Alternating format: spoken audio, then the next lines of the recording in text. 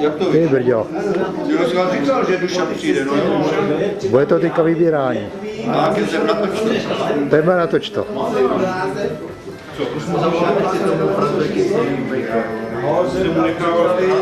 Jako natoč to.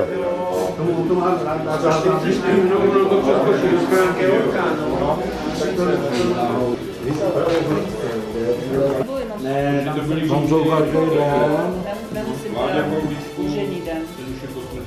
A nesmí se nechat odbejt. Oni vědí,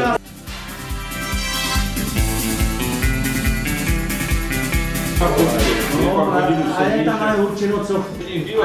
Tam už byly ty holky lepší rozebraný. Jo, byly Pak už rozebraný. akorát Vojta působil s tím sexem, že tam vždycky sebral nějakou tu a pak ji někam dotlačila, maminka ji pak musela nosit zpátky od každého muzea. Pojď. Bav.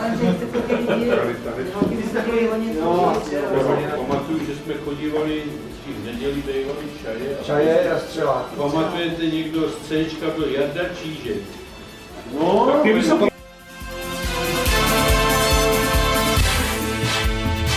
Těch čajích dělal takový bordel, jak udělal opičáka jako vysvěl.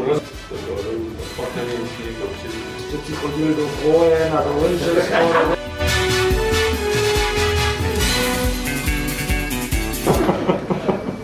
A tohle to udělal tak vždycky vylepit.